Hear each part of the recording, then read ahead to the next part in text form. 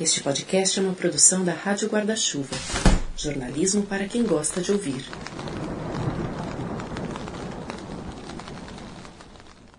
Oi, tudo bem? E aí, o que você achou dos 2 primeiros episódios da temporada? Já ouviu? A gente já foi para Venezuela, para o Chile e hoje vai para Colômbia. No primeiro episódio eu explico direitinho os meus critérios para escolher os países da temporada. Essa temporada a gente viaja pela América Latina, mas tem a ver com o tamanho da comunidade no Brasil. E a comunidade colombiana é muito relevante, inclusive pelo número de refugiados daquele país que vivem aqui. Eu já te conto essa história. Antes, um parêntese.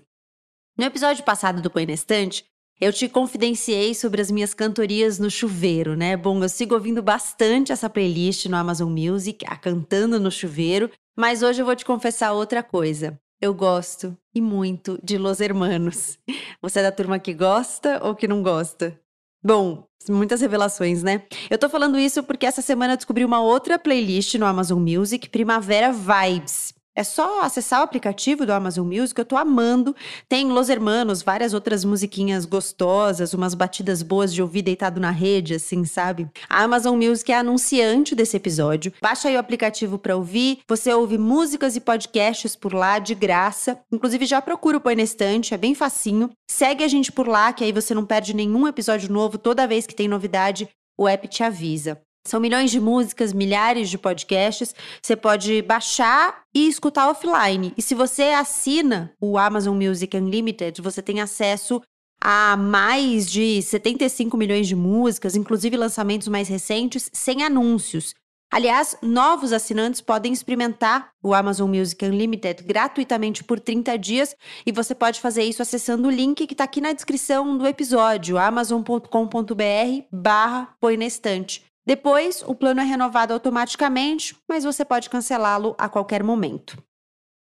De volta à comunidade colombiana no Brasil. Eu falei dos refugiados, né?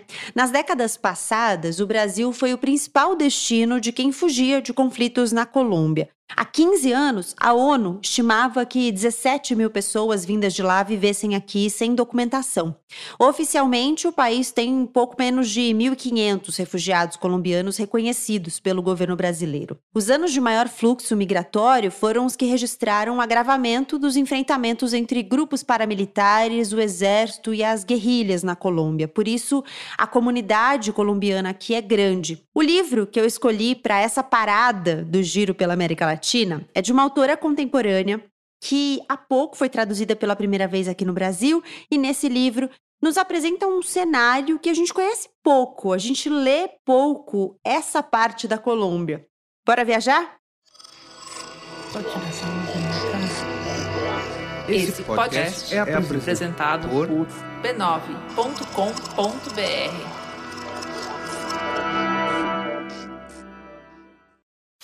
Encontrei ela ali hoje de manhã, de barriga para cima, revelou Dona Elódia, indicando um ponto na praia onde se juntava o lixo que o mar trazia ou desenterrava. Troncos, sacolas plásticas, garrafas. Envenenada? Acho que sim. O que fizeram com ela? Enterraram? Dona Elódia fez que sim com a cabeça e disse: meus netos. Lá em cima, no cemitério? Não, aqui mesmo, na praia. Muitos cães do povoado morriam envenenados. Havia quem dissesse que eram mortos de propósito, mas Damares não podia acreditar que existissem pessoas capazes de fazer algo assim e achava que os cachorros comiam por engano as iscas com veneno deixadas para os ratos, ou comiam os ratos que, por estarem envenenados, eram caçados com facilidade. Sinto muito, disse Damares. Dona Elódia apenas assentiu. Tinha aquela cadela havia muito tempo. Uma cadela preta que vivia estirada ao lado do bar e andava atrás dela por todo lado. A igreja, a casa da nora, a loja, o cais. Devia estar muito triste, mas não demonstrava. Pôs de lado o filhote que tinha acabado de alimentar com uma seringa que enchia com o leite de uma xícara e pegou outro. Havia 10. E eram tão pequenos que ainda não tinham aberto os olhos. Tem 6 dias de vida, contou Dona Elódia. Não vão sobreviver. Ela era velha desde que Damares se entendia por gente. Usava uns óculos de lentes grossas que aumentavam seus olhos e era gorda da cintura para baixo, uma pessoa de poucas palavras que se movia com lentidão e se mantinha tranquila até nos dias mais agitados do bar, quando havia bêbados e crianças correndo por entre as mesas. Dessa vez, no entanto, era nítida sua angústia. Por que não os distribui? Sugeriu Damares. Já levaram um, mas ninguém quer cachorros tão pequeninos. Como era baixa temporada, no bar não havia mesas, nem música, nem turistas, nem nada. Só o espaço vazio, que agora ficava enorme, com Dona Elódia sentada em um banco e os 10 filhotes numa caixa de papelão. Damares os olhou com atenção, até que se decidiu por um. Posso levar este? Perguntou. Dona Elódia pôs na caixa o que acabara de alimentar, pegou o que Damares tinha indicado, um de pelo cinza e orelhas caídas, e o olhou por trás. É fêmea, disse. A animalidade que vive em nós é por vezes incontornável. Damares quer ser mãe, mas ela chega aos 40, idade em que as mulheres secam, sem os filhos com os quais sonhou.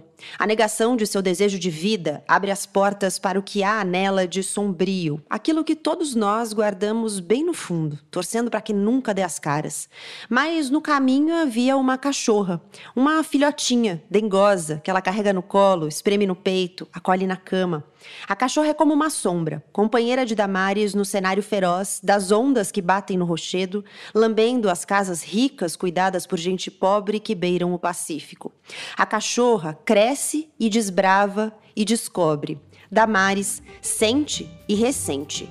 A Cachorra, de Pilar Quintana, é tema do 3º episódio dessa temporada que já começou.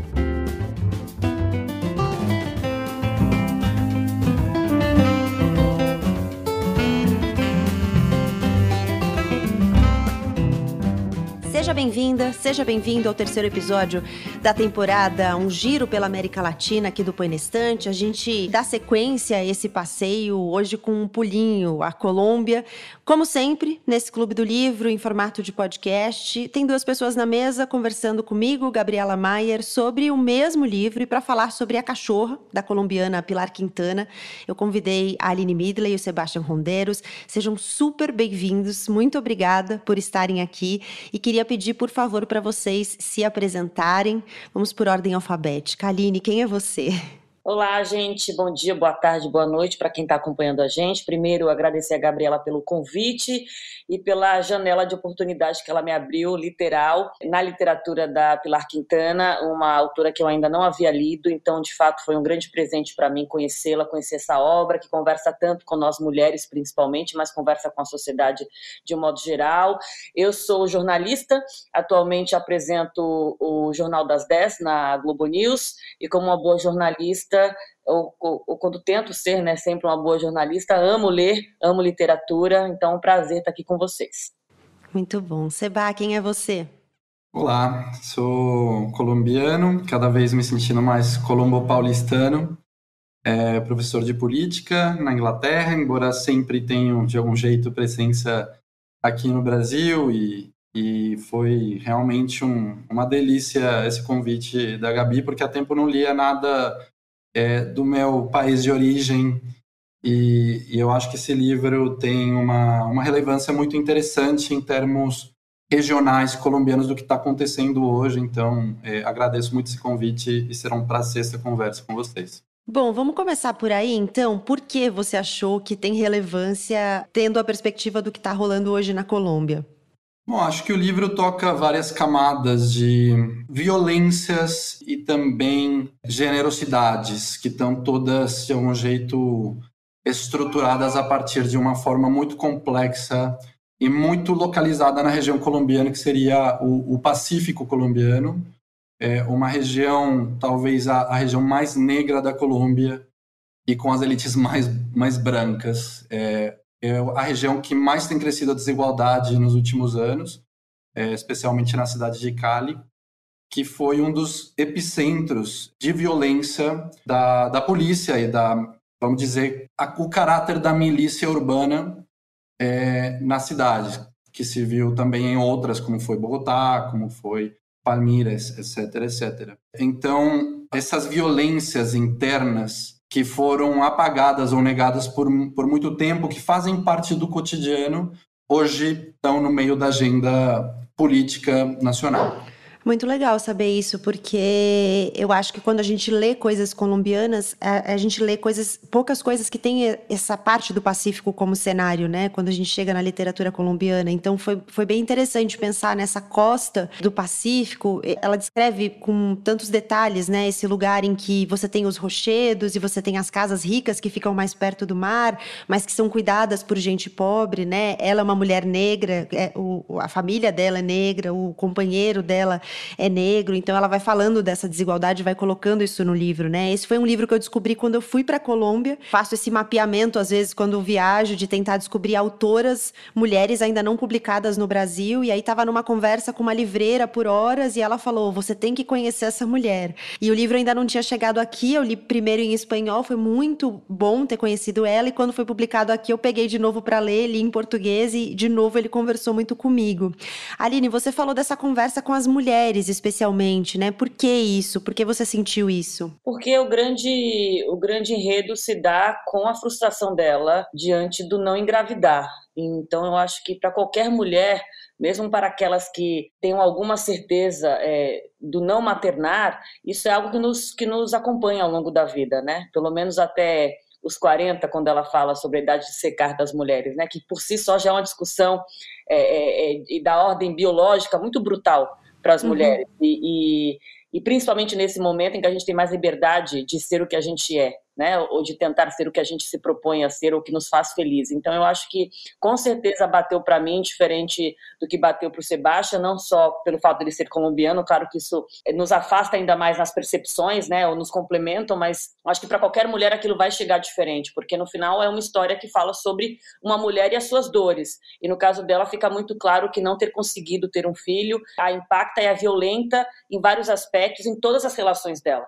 Na relação dela com o próprio companheiro, na relação dela com a prima, com o passado, com as perdas que ela teve, e a violência permeia essa narrativa da Pilar Quintana o tempo todo, né? A violência que essa mulher vai sofrendo de fora, de dentro dela, porque ela também se violenta demais, e você percebe que a violência é algo do cotidiano para ela, é a vida dela se dá dessa forma, e a relação que ela estabelece com a cachorra é exatamente isso, né? Tamanha dor que ela sente, ela consegue criar um vínculo ali que extrapola qualquer relação afetiva que você pode ter com o cachorro, mesmo amando os animais. A relação de amor e ódio que ele estabelece mostra o quanto ela sente aquela dor o tempo todo. Então, mexeu muito comigo no sentido de conseguir estabelecer uma relação de afeto com a Damares, mas de um afeto que muitas vezes se travestiu de ódio. Eu fiquei com raiva dela em alguns momentos, e ao mesmo tempo eu senti culpa porque eu senti raiva dela, e eu acho que é muito o que acontece com nós mulheres, nessas relações que a gente tem com outras mulheres e com nós mesmas. Então, mexeu muito comigo nesse aspecto, e é isso, amor, violência, frustração. Eu acho que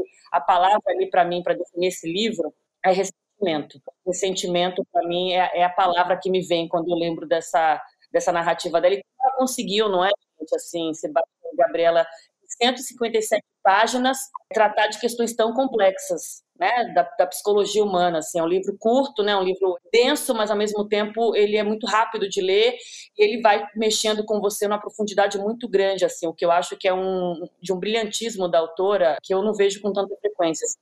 Eu acho que tem uma coisa a coisa biológica, né, a coisa orgânica, ela aparece de forma muito forte, né? Eu usei até na abertura essa coisa da idade que as mulheres secam, porque isso é o que ela ouve de um tio, e tem várias coisas que aparecem aí que fazem referência ao fato de ela não ter filhos, até no momento em que uma prima dela, por exemplo, tenta elogiá-la e vai falar como a pele dela tá bonita e ela não tem rugas e tal, ela fala, isso é porque você não tem filhos, e aí ela se ressente do elogio que a prima tentou fazer, e tem várias coisas dos traços do corpo também, né? Então, por exemplo, tem um momento que ela fala das mãos, o companheiro dela, o Rogério, que é um cara bastante agressivo, ele em vários momentos critica ela porque ela quebra as coisas, ela é desajeitada, ela deixa as coisas caírem, e ela fala que ela tem essas mãos que derrubam tudo, quebram tudo, né? Tem uma frase que eu marquei porque eu achei muito forte, que ela fala assim, é um corpo que não lhe dava filhos e só servia para quebrar coisas. Então, que corpo é esse, né? O que esse corpo tá fazendo no mundo e como ela vê esse corpo? E aí você falou dessa coisa, dessa relação de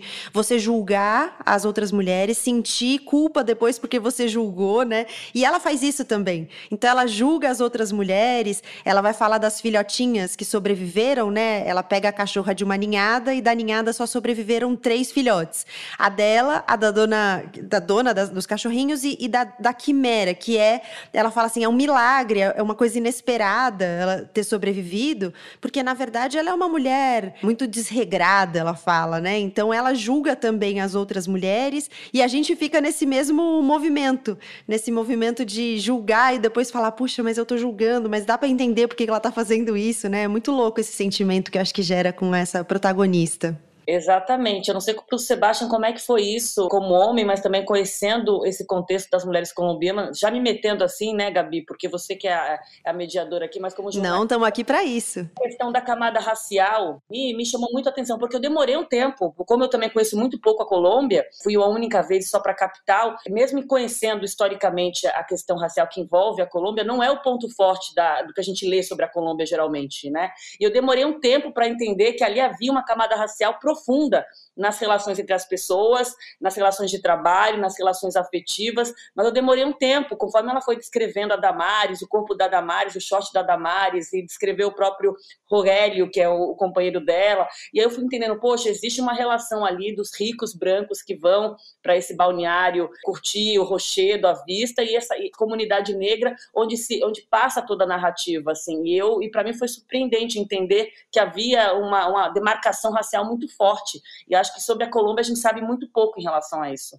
Realmente genial o jeito como a narrativa vai abordando essas desigualdades, porque me parece que ela não as aborda de uma forma burda, explícita. É muito elegante, porque ela vai costurando a partir da cotidianidade, né? Não é evidente essa relação do amigo-inimigo, seja na questão racial, seja na questão gênero, seja na questão socioeconômica, mas eu acho que a Pilar Quintana consegue construir uma narrativa da complexidade de violências que se vão dando a partir de coisas como, por exemplo, a exposição com o contexto, com o entorno, como a selva e o mar vão também trazendo algo das violências de maternidade e paternidade, a ausência do pai dela, por exemplo. Então, são um contexto que dá, de algum jeito, as condições de vida para ela, seja para o peixe, do peixe que vem do mar, né? Ou a própria selva, que por um lado está oferecendo, mas pelo outro lado está constantemente ameaçando ela, né? Ela fala como a selva é basicamente um habitat onde ela convive com outro tipo de animais, de bichos que estão ameaçando a vida dela e dos seus cachorros. Tudo isso para trazer que me parece que um livro realmente genial, porque não é explícito, trabalha desde umas camadas muito mais complexas do que uma vida cotidiana numa das regiões mais desiguais da Colômbia, e onde essas desigualdades vão ser compostas por contornos muito diversos e muito complexos, onde essa relação amigo-inimigo não pode ser estabelecida de forma burda, absurda, direta, né? A gente tem que entrar a conversar com o barro das complexidades humanas nessa história que traz a Pilar Quintana. Não foi difícil convencer Rogélio. No rochedo, não teriam que pagar aluguel e a moradia dos caseiros, embora não fosse grande coisa, era mais ampla do que o cômodo do povoado e eles poderiam arrumá-la. Para se manterem, continuariam trabalhando como até então. Ele caçando na mata e pescando nas embarcações, vento e maré, e ela na casa da Madame Rosa, que agora precisava dela mais do que nunca, pois seu marido, o Sr. Gene, tinha ficado prostrado numa cadeira de rodas. A única coisa de que não gostava era que na propriedade dos Reyes não havia luz, mas na de Madame Rosa, que ficava em frente, havia, e ela lhes deu permissão para que puxassem uma extensão do transformador de eletricidade que abastecia a sua casa. Assim, Damares e Rogélio puderam ter iluminação. Subiram com as coisas, o velho televisor de tubo, o fogão a gás que nunca usaram, a cama e os lençóis que tia Gilma lhes dera de presente, e se acomodaram no casebre melhor do que já tinham estado no cômodo do povoado. O trabalho na propriedade dos Reyes não era difícil. Para lavar e limpar, usavam os produtos que já compravam para o casebre, mantinham a piscina vazia e a lavavam quando chovia. Adubavam os jardins com resíduos orgânicos que pegavam na mata, e Rogélio abastecia a roçadeira com a gasolina que sobrava de suas saídas para pescar. A casa grande precisava de uma mão de tinta e a substituição de algumas chapas rachadas, As veredas precisavam de um reforço, pois o pavimento tinha apodrecido em alguns trechos, mas eles sempre deixavam tudo limpo e bem cuidado. Quando viessem, os reis não teriam do que reclamar. Estava me lembrando, eu fiz umas marcações aqui no livro, de pontos que me marcaram, e a Gabriela falou de um momento que me comoveu muito quando ela fala sobre o corpo, né? Aquele corpo que não serve para nada, quer dizer, que não serve para nada do que se espera de uma mulher, porque você percebe que ela entende, ela compreende que o destino de uma mulher, um destino de sucesso de uma mulher, passa pela maternidade, obrigatoriamente, pelo cuidar da casa, ser uma boa esposa e ser mãe. E ela entende que ela não consegue nenhuma das duas missões. Ela não consegue ser mãe e isso a incapacita também para ser mulher. Então, ela se sente uma péssima companheira. E essa coisa do corpo que não consegue fazer o que se espera dele. E aí tem um trecho do livro em que ela fala: ficou olhando as próprias mãos por um tempo. Eram imensas, com os dedos grossos, as palmas curtidas e ressecadas e as unhas marcadas, feitas fendas na terra. Eram mãos de um homem, as mãos de um pedreiro ou de um pescador capaz de puxar peixes gigantes. Quer dizer, ela mesma se masculiniza o tempo todo, e isso é de uma brutalidade com ela mesma, assim, e a gente sente essa dor. Ela, de fato, ela vai causando um estranhamento com ela mesma, e o corpo dela vai se masculinizando de tal forma que aquilo é uma dor constante para ela. E o tempo todo o livro faz referências às mãos, ao corpo gordo, ao corpo preto, a um corpo que ela rejeita, e ela rejeita porque é um corpo também que não deu para ela o que ela esperava, o que ela queria, ou que as pessoas esperavam dela. Então, acho que essas referências estéticas, plásticas, com a própria forma física e de textura dessa mulher, é de uma descrição tão orgânica, como você já usou essa palavra aqui, Gabriela, que eu acho que é um dos momentos do livro e que se repete ao longo da narrativa que mais me comoveram. Eu quase consegui tocar a Damares, eu quase consegui entender como ela é, e os momentos em que ela olhava para esse rochedo, que também me deu uma vontade imensa de conhecer que lugar é esse, né? E o quanto essa coisa do mar que engole, que tira, ao mesmo tempo é um lugar lindo. Eu acho que ela consegue descrever as coisas de um jeito que é quase como se eu conseguisse tocar essa costa colombiana na qual eu nunca estive, e com pessoas que eu não estive. Então você quase consegue ver esses personagens assim. Eu acho que isso é de uma imersão muito profunda, assim, é um dos pontos que eu mais gosto do livro, assim, a capacidade da Pilar de colocar nesse corpo dessa mulher que se rejeita o tempo todo, por causa dela mesma e pelo julgamento que ela entende receber do entorno, das pessoas que compõem o tecido social, de relacionamentos dela. Tem uma coisa que vocês dois falaram que é muito importante, que é o lance do cenário, né, da natureza. Eu participei de um clube do livro sobre a cachorra e isso apareceu muito. Como essa natureza, ela é ameaçadora do jeito que ela coloca no livro.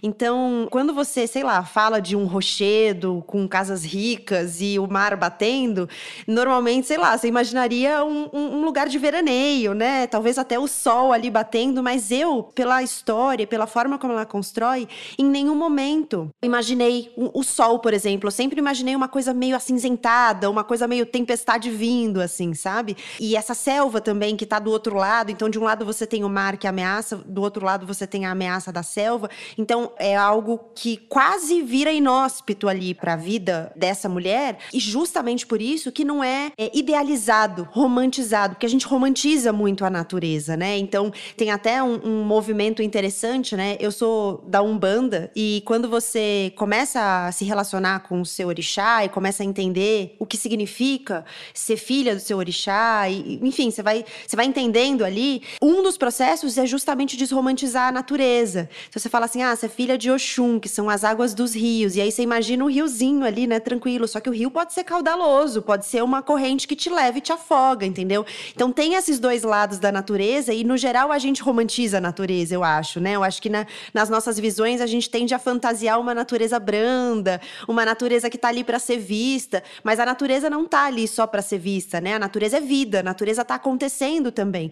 E eu acho que esse processo de desromantização é o que acontece com a personagem também, né? Então eu acho que o cenário tá muito ligado com a construção que a Damares faz da própria vida. Isso que eu acho mais interessante. E bom, falando de contextos, eu aqui tô também numa selva de concreto, onde tá um martelo da obra aqui de cima que fará parte da textura aqui da conversa. As obras têm feito muito parte da trilha sonora do podcast. Que bom que essa não é a primeira. Mas eu gosto dessa complexidade simples que traz a história, onde não dá para, assim, a conversa com Pilar Quintana, para mim, ali não dava para encontrar quem eram os bons e quem eram os vilões da história. Eu acho que ela conta uma história onde toda a complexidade vai criando a imagem de pessoas que estão lidando construindo vida e lidando com a morte de forma cotidiana, do dia a dia, de práticas desde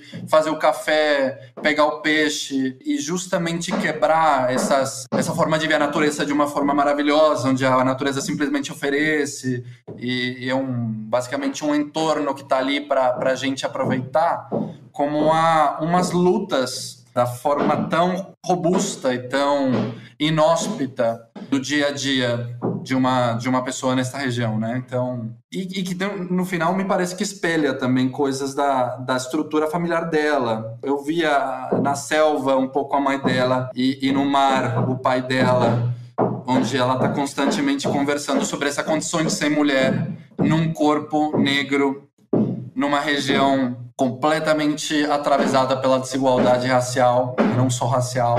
Essa conversa também fazia parte da sua relação com a natureza. Então, são camadas muito ricas, mas trazidas de um jeito muito simples. E a linguagem também me pareceu extremamente simples. É quase que um exercício contrário, um mecanismo retórico contrário ao do Gabriel Garcia Marques, por exemplo. O Marx, ele traz toda uma fantasia para tentar falar sobre uma essência nossa, né? Algo muito óbvio que só pode ser revelado a partir de algo fantástico. Eu acho que a Pilar Quintana trabalha com outras camadas da realidade humana a partir do explícito, mas o explícito trabalhado desde a complexidade. Um aporte à literatura colombiana e latino-americana muito interessante, muito interessante. Deu vontade de ver como é que seria ler o livro em espanhol e a descrição que ela faz da natureza, o tempo exatamente sempre indo e voltando para a beleza e para a dureza disso. Então, como ela descreve o rochedo, como ela descreve a mata, a partir também não só de uma descrição paisagística simplesmente, através da mudança do clima, da chuva, da volta do sol, do cinza, do que clareia, do que escurece, mas também de como os sentimentos da Damares, da protagonista também, como é que ele se impõe na descrição dessa natureza. E a forma como ela descreve, apesar de ser uma leitura acessível na construção das próprias palavras, das frases, ela tem uma sofisticação.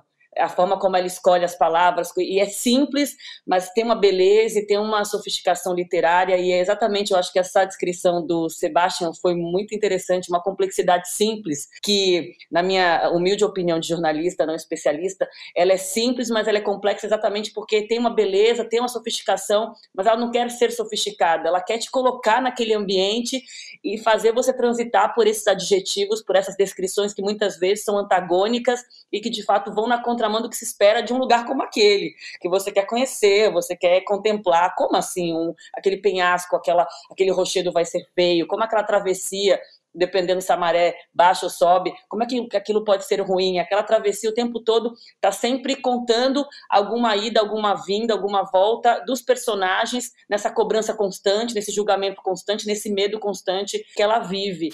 O sol também não saiu no segundo dia e choveu forte até meio-dia. Damares saiu depois do almoço sob uma garoa tão fraca que, apesar de não se ver nem se sentir no corpo, molhava de todo jeito. Percorreu os caminhos secundários usados apenas pelos caçadores e serradores. Nenhum sinal dos cachorros. A chuva parou no meio da tarde, mas o céu não clareou e o dia seguiu frio e cinzento. Na volta, deparou com uma invasão de formigas, milhares e milhares delas avançando pela selva como um exército. Eram daquelas pretas de tamanho médio que saíam de seus ninhos sob a terra e arrasavam com todos os bichos vivos ou mortos que encontrassem pela frente. Teve que correr para ultrapassá-las, mas algumas subiram nela e, enquanto a sacudia, levou picadas nas mãos e nas pernas. Embora ardesse feito fogo, a dor passava rápido e não deixava urticárias. A invasão chegou ao casebre 15 minutos depois dela. E Damares subiu em uma cadeira de plástico e encolheu as pernas enquanto as formigas faziam seu trabalho de limpeza. 2 horas depois, já não havia rastro das formigas, nem das baratas que foram tiradas de seus esconderijos e levadas por elas. Nessa noite, a temperatura baixou tanto que Damares teve que se cobrir com uma toalha, o material mais grosso que tinham no casebre. Não choveu, no entanto. No terceiro dia, o sol conseguiu romper as nuvens. O céu e o mar encheram-se de cores e começou a esquentar. Eu queria, na verdade, só falar do marido da Damares, porque eu nem sei como seria a pronúncia correta do nome dele, Rogélio. Como é que seria, Sebastião? Rogelio. Aurélio, eu imaginei, mas enfim, eu fiquei na dúvida. Mas de qualquer forma, ele é um personagem que parece secundário e ele é muito importante, porque a resignação dele, ao mesmo tempo a resistência dele ao cotidiano, acaba sendo também uma violência com ela, assim, porque no final ele acaba ficando preocupado com a cachorra, quando ele percebe que ela quer que a cachorra morra, diante da frustração que a cachorra também causou nela. Quando ela teve a chance de ser mãe e cuidar, e ela fez tudo que ela pôde, colocou no peito o cachorro desde pequenininho, a cachorra no caso, cuidou, e aí como a cachorra faz aquilo, né? E ela não consegue lidar com aquilo. E você vê que o marido, que sempre aparece como alguém mais frio, inclusive na relação com os animais, muito pragmático, por vezes cruel, pelo que ela conta ali, de tratar os cachorros de maneira muito pragmática, de vamos cuidar da casa, eles protegem a casa e é isso. Você percebe que a humanidade vem dele às vezes, mas é a humanidade também rasteira, que aparece no momento em que ela vai para o extremo da rejeição com aquele animal. Então, queria até ouvir vocês em relação ao Rogélio, porque ele me pareceu um personagem também muito bem construído, mesmo parecendo ali no segundo plano, né, numa segunda camada da história. Olha, várias coisas super interessantes que você traz e que me fez perceber o importante dessas conversas literárias, quebrando fronteiras, porque eu também estava tentando falar constantemente com a tradutora, o tradutor que eu não li, eu li em espanhol, mas eu ficava me perguntando como é que estavam sendo traduzidas, por exemplo, os sotaques dessa região são muito, muito marcantes, assim. Colômbia é um país que, evidentemente, sei lá, é 1/7 do território do Brasil, mas eu acho que a diversidade é comparável. E em sotaques, essas texturas são muito, muito palpáveis. Então, eu ficava me perguntando como que isso estava sendo contado no português brasileiro, né? E como que isso estava sendo contado para o público no Brasil, que vou ler em português. Acho que você me traz esse convite sem fazê-lo. Em algum momento eu vou ler.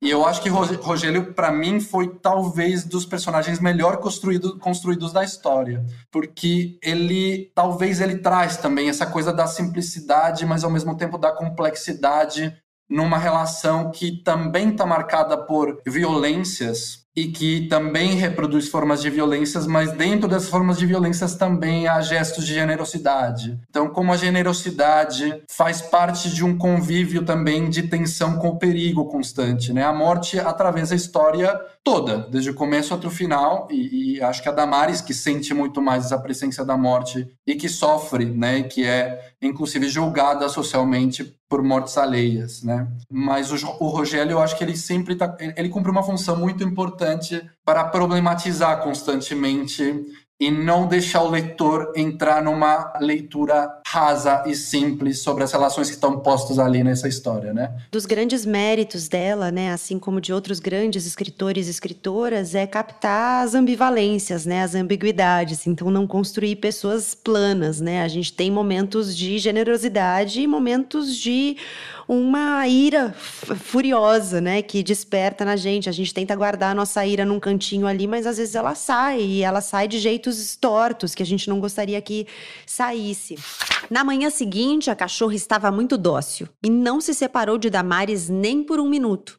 Ela a perdoou e decidiu que Rogélio estava enganado e que a cachorra tinha jeito sim.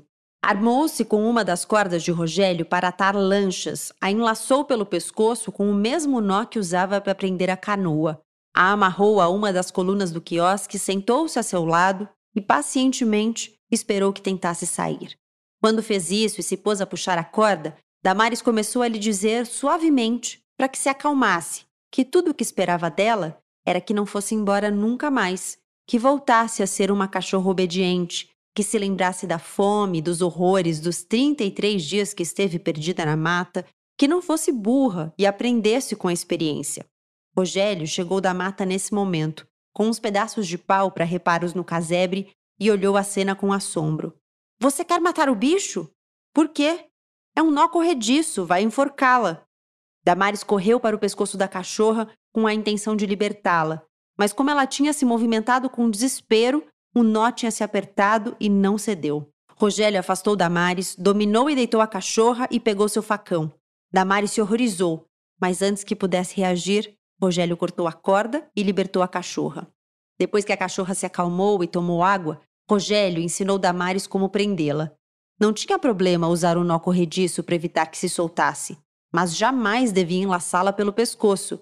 Em vez disso, a corda devia atravessar o peito do ombro até por baixo da pata dianteira pelo lado contrário, como as pessoas cruzam a alça de uma bolsa. Vocês falaram da questão... Você falou da questão da tradução, Seba. Eu acho que tem algumas coisas que, claro, vão se perder na tradução, né? Eu fiquei pensando que talvez até o próprio título, porque em espanhol é La Perra, e em inglês o nome do livro é The Bitch. E em português, a cachorra, eu acho que não traz esse sentido da mulher como cachorra, necessariamente. Você não lê o título e imediatamente te remete a esse lugar da mulher como cachorra, que é uma ofensa, né, que se usa em português, mas eu acho que a associação não é imediata, eu acho que é algo que se perde, é uma nuance ali que se perde na tradução. Porque em espanhol se usa como ofensa, né? Sim, eu acho que o português captura muito melhor essa ambiguidade, a gente falando de ambiguidades, complexidades, contradições, né, que marcam a história, eu acho que o título traz isso. Eu acho que o português consegue brincar um pouco com algo que não é óbvio, mas que em alguns momentos da história pode vir a ser evidente, e que você fica se questionando se quando se fala da cachorra, de La Perra, tá falando sobre Damaris ou tá falando sobre... a cachorra que ela acaba acolhendo, que, enfim, para quem vai ler o livro, não quero falar muito sobre essa relação, porque vira central, né? Mas eu acho que na tradução do português se capturam essas, ou dá para sentir essas camadas da complexidade do cerne da história, que no inglês não, né? Quando você já fala The Bitch, você já tá sesgando para onde que a história vai. Eu acho que não sei, teríamos que perguntar para Quintana para onde ela estava levando isso, mas eu acho que ela deixa um pouco em aberto para conversar com o leitor, que me parece, ou com a leitora, que me parece algo muito importante. Sim. Eu tendo a concordar com o Sebastian. Eu acho que quando a Gabriela me convidou para participar, ela falou, a gente vai falar sobre a cachorra. E a cachorra.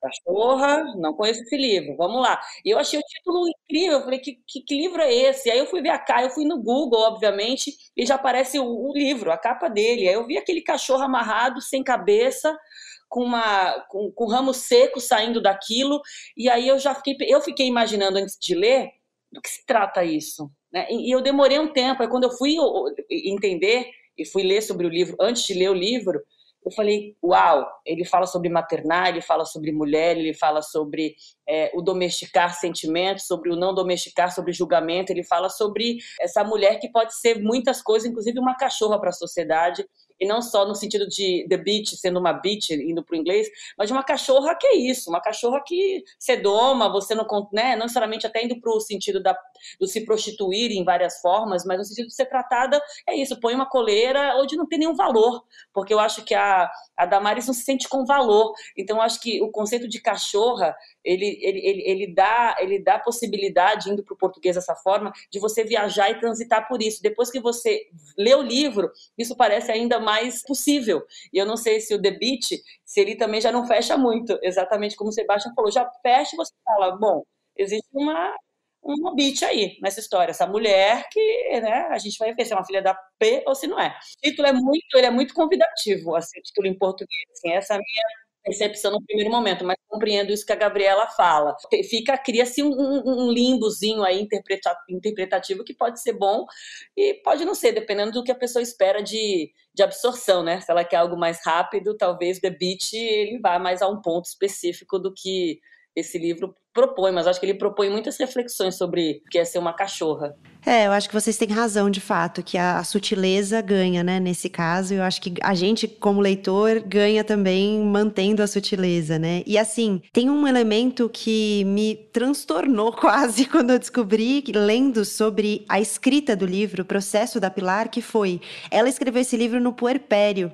Ela tinha acabado de ter um filho e ela escreveu esse livro enquanto ela amamentava no celular. Ela escreveu o livro no celular. Eu creio. Então, assim, eu fiquei pensando, cara, imagina a ebulição que tava ali, sabe? Claro que, assim, não é que tudo veio naquele momento, porque a gente vai construindo o repertório na nossa trajetória toda. Mas você imagina você colocar isso pra fora, né? Você parir esse livro logo depois de parir um filho. Eu fiquei imaginando esse processo que deve ter sido intenso. Sim, eu acho que a experiência atravessa. Eu também vi uma entrevista dela, ela morou também na selva, ela é de Cali, então ela é dessa região, e ela morou na selva, ela construiu a sua própria casa com o companheiro dela.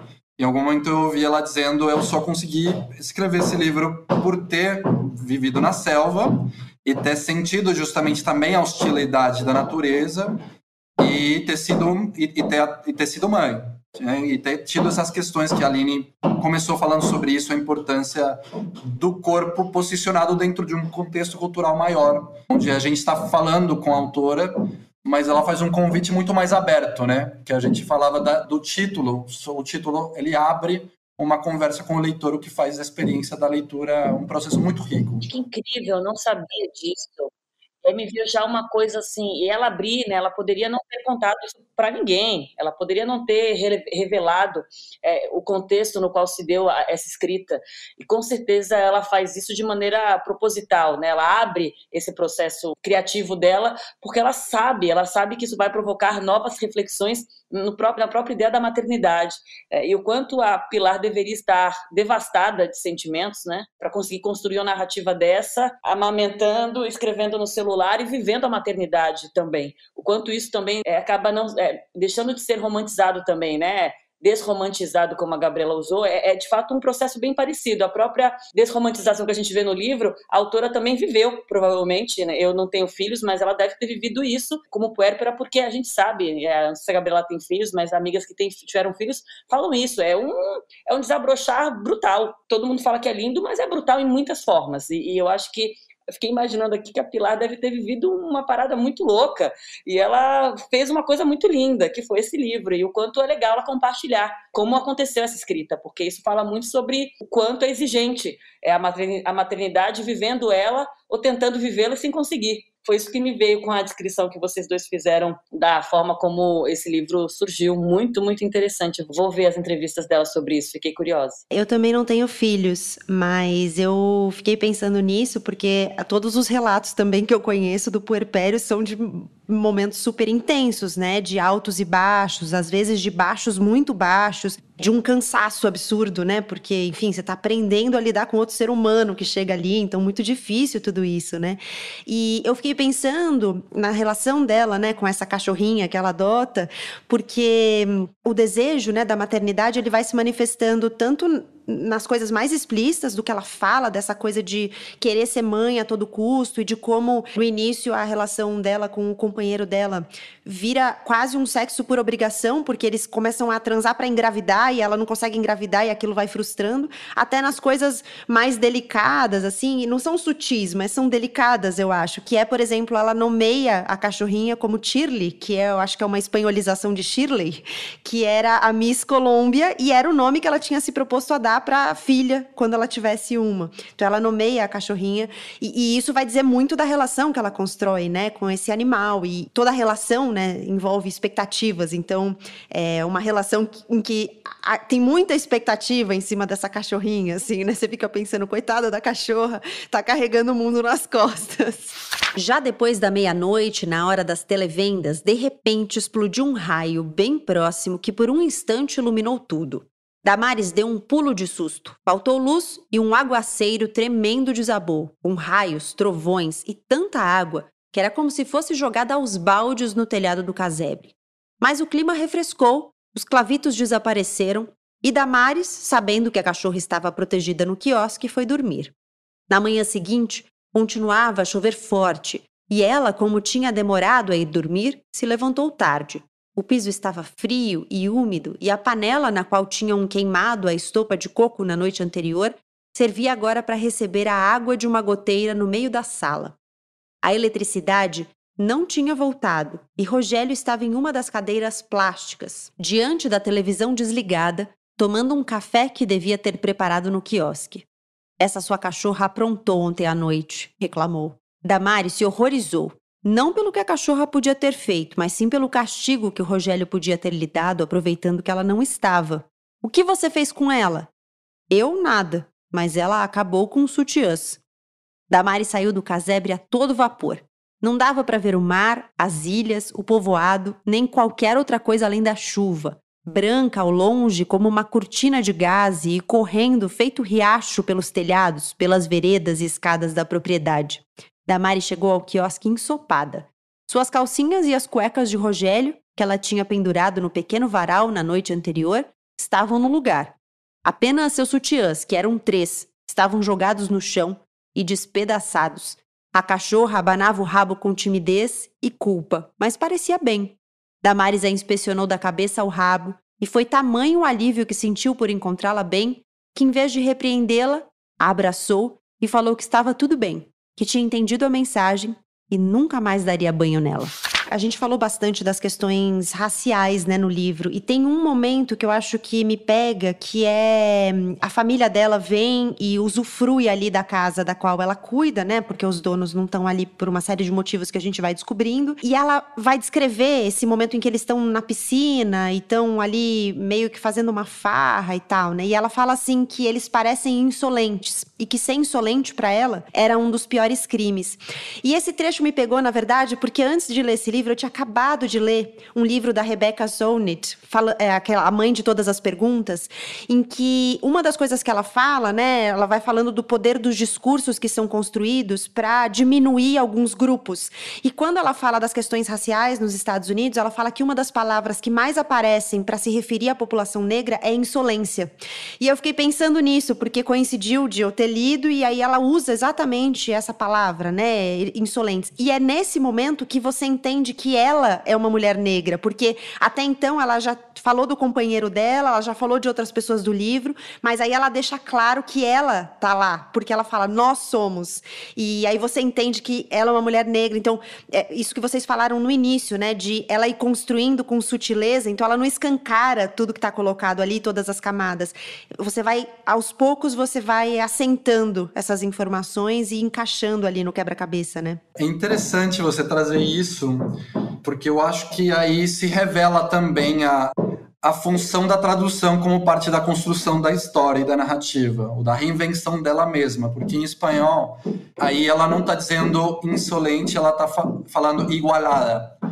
Igualada na Colômbia é, eu acho que, muito mais amplo, não tem essa conotação necessariamente racial, mas é uma conotação de você querer parecer uma coisa que você não é. Então, é curioso, porque quando eu li isso, para mim tinha uma chave muito mais de classe social, que obviamente está articulada a partir de camadas raciais, do que propriamente, exclusivamente, uma questão racial.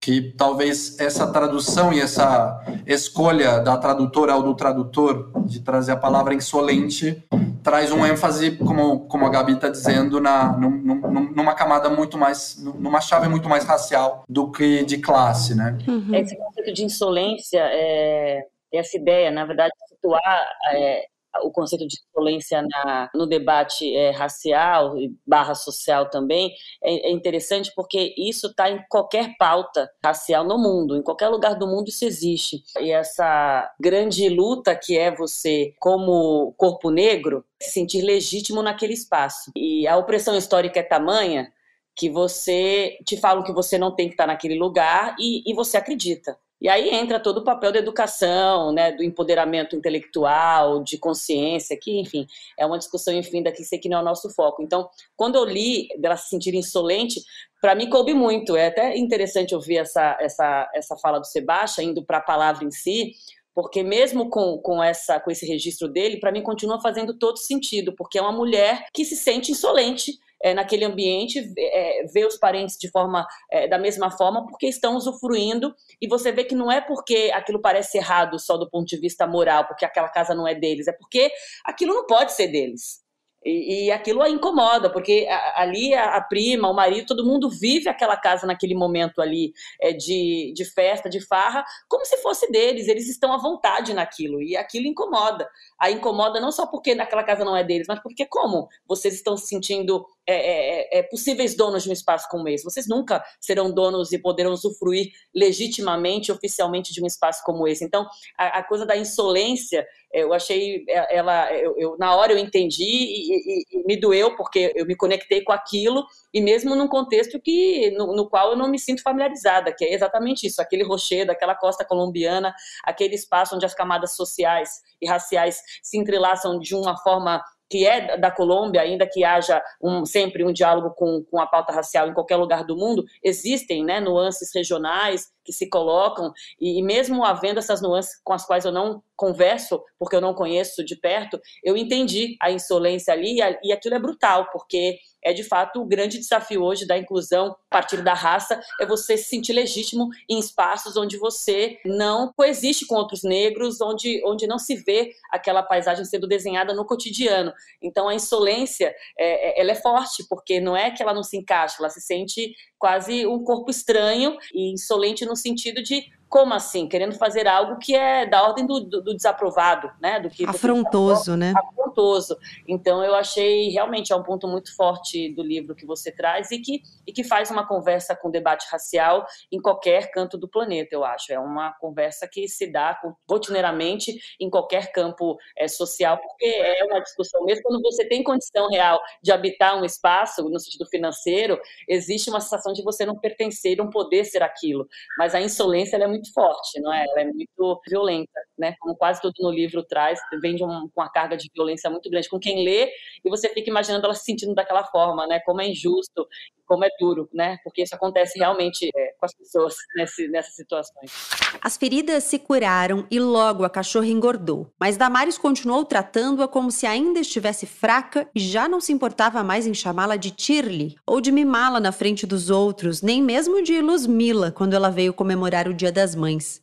Luzmila chegou com toda a família, o marido, as filhas, o genro, as netas e até tia Gilma, que foi carregada nos braços escada acima e deitada em uma das espreguiçadeiras da varanda da casa grande. Prepararam um cozido de galinha no fogão a lenha do quiosque, encheram a piscina e se banharam. Ninguém disse, olha só para nós, tão atrevidos, mas Damares achava que todos deviam estar pensando isso, e embora ela risse das piadas e brincasse com as meninas, não estava se divertindo. Sentia-se aflita com o que as pessoas pensariam se pudessem vê-los ali, ocupando a casa dos reis. Tia Gilma se abanava na espreguiçadeira da varanda feito uma rainha.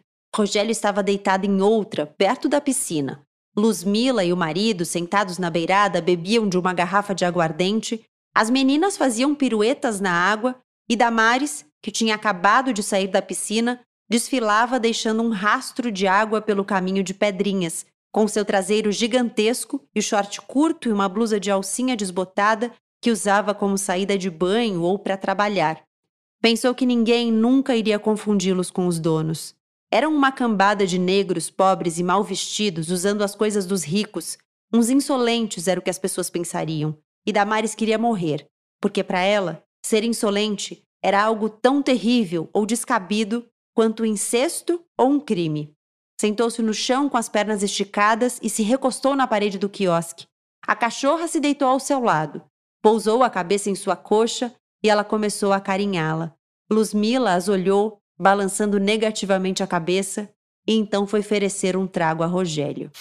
Eu queria falar rapidinho da Pilar. Ela foi uma autora que chegou há pouco no Brasil, né? Foi publicado em 2020, A Cachorra por Aqui. Ela foi convidada da Flip, inclusive, em 2020, que foi aquela edição online, que foi adiada, ia ser cancelada, depois foi adiada, e aconteceu em novembro de 2020 de maneira online.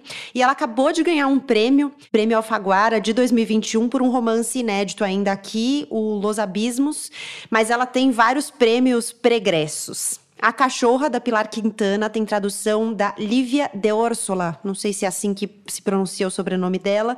É publicado aqui pela Intrínseca, tem 157 páginas e é um livro que flui muito bem. Às vezes você lê numa sentada, assim, se você estiver disposta a encarar aquelas dores todas que estão colocadas ali. Aline e Sebastião, queria muito agradecer a presença de vocês. Queria deixar esse espaço final aí para vocês falarem o que vocês quiserem sobre vocês, sobre como as pessoas encontram vocês, os trabalhos de vocês. Cada um venda seu peixe aí. Primeiro, queria agradecer muito o convite da Gabriela, parabenizar por esse trabalho, Põe na Estante, né? E como é interessante, como é provocativo, provocador a gente se embrenhar num livro novo que a gente não conhece, para conversar com pessoas também que a gente conhece através da literatura. Hoje eu estou conhecendo vocês mais de perto, falando sobre um livro que eu não conhecia até pouco tempo atrás, o quanto isso é interessante, é atraente, é também alentador no momento como esse que a gente atravessa.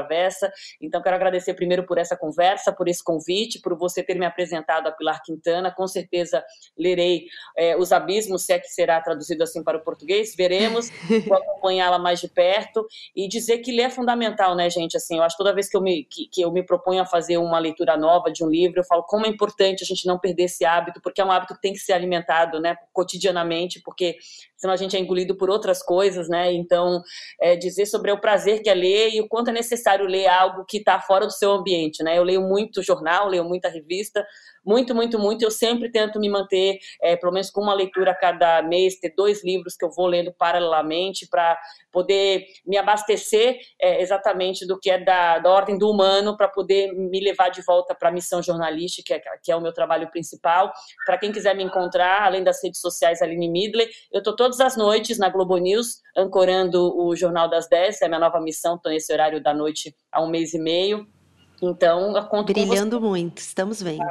Evoluindo sempre, então apareçam para a gente trocar. Eu acho que é isso, a literatura, a informação transformam e a gente tem que estar sempre perto delas. Um prazer, gente, obrigada.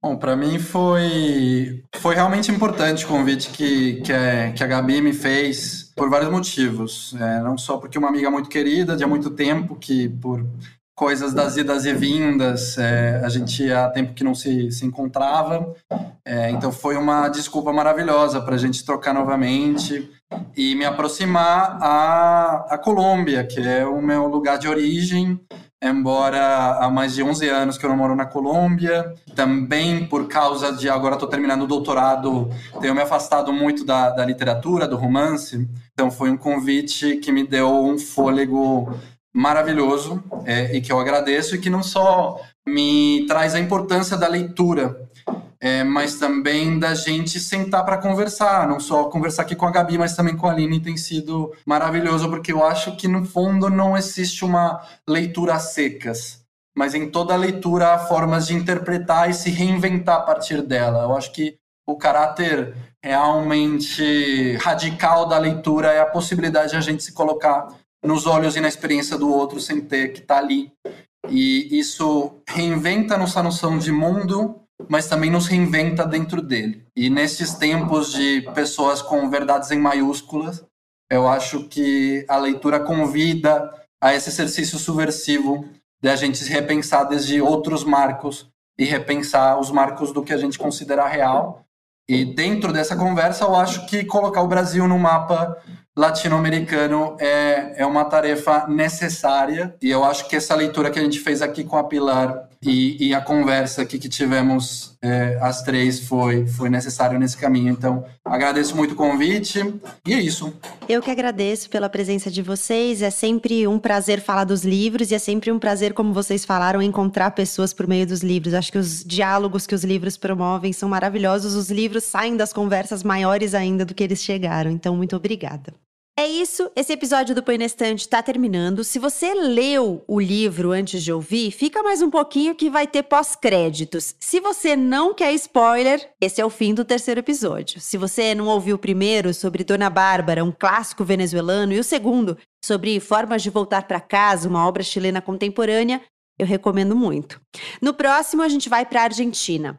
Se você quer ler os livros junto com a gente, a lista completa das obras da temporada tá lá no Instagram do Põe na Estante, @Põe na Estante. O Põe na Estante também tá no Twitter, assim como a Rádio Guarda-Chuva, @guardachuvapod nas redes sociais, que é a rede de podcasts jornalísticos da qual o Põe na Estante faz parte. Quero te indicar um parceiro nosso por lá, o Vida de Jornalista, podcast do Rodrigo Alves. Ele está de volta com episódios inéditos e nessa semana fala sobre uma cobertura bem importante, a do julgamento no Supremo Tribunal Federal do marco temporal para a demarcação de terras indígenas no Brasil. Os episódios do Vida de Jornalista são sempre excelentes na forma e no conteúdo. Então, depois de terminar aqui, vai lá dar o play. Eu sou a Gabriela Maier, cuido da produção, do roteiro, da edição do Põe na Estante. A mixagem é do Vitor Coroa e as capas são do Arthur Maier. Obrigada pela companhia. A gente se encontra de novo na última sexta-feira de setembro. Até lá!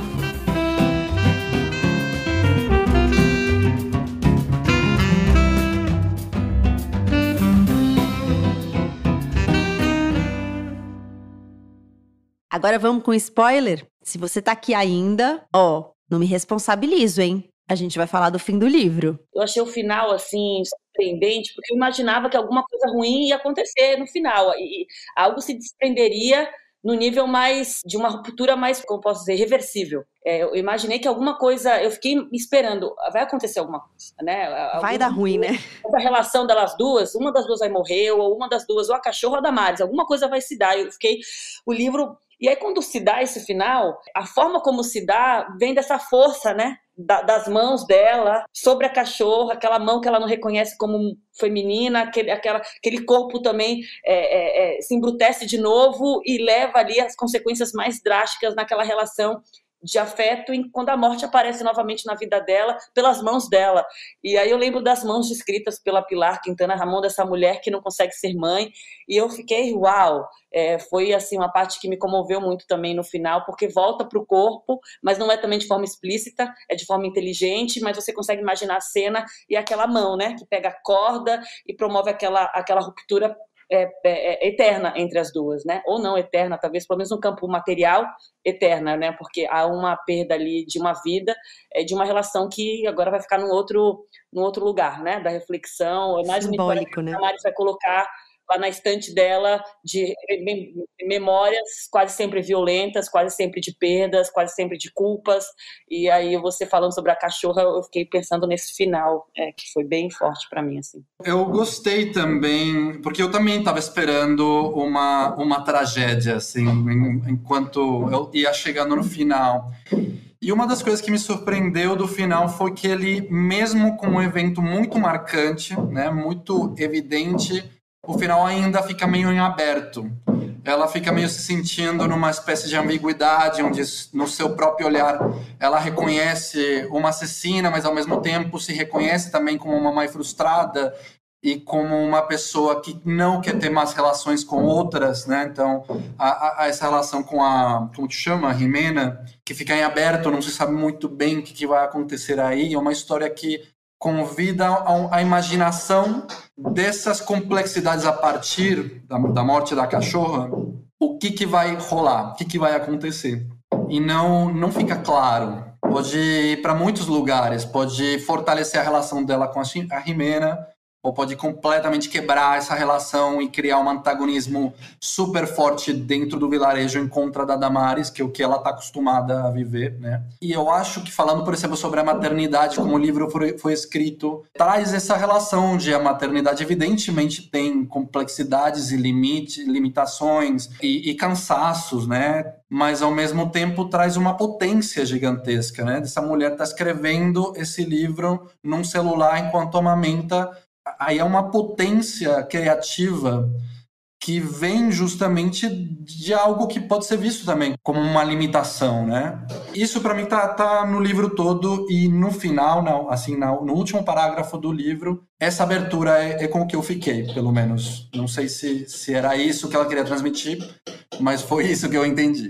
O aguaceiro e a escuridão foram se diluindo quase ao mesmo tempo, e Damares levantou-se quando clareou por completo. Não tinha dormido nada, mas não se sentia cansada. Mal chegou ao quiosque e a invadiu um cheiro de urina, acre e concentrado. Tinha se esquecido de limpar a poça. Em vez de preparar o café, foi ao tanque pegar o detergente e os utensílios de limpeza. De 4, esfregou o piso Não apenas a área onde a cachorra tinha urinado, mas o quiosque todo, e depois o secou com um pano de chão. Aspirou. Achou que o cheiro não tinha amenizado nada, e antes de começar a limpar outra vez, decidiu tomar um banho para ver se quem estava cheirando era ela, pois enquanto limpava, tinha sujado as mãos, os joelhos e o short. Damares foi ao tanque e começou a jogar água no corpo com a cuia. Ainda sentia o cheiro de urina. Esfregou-se com o sabão azul de lavar roupa por todas as partes e se enxaguou. O cheiro não desaparecia.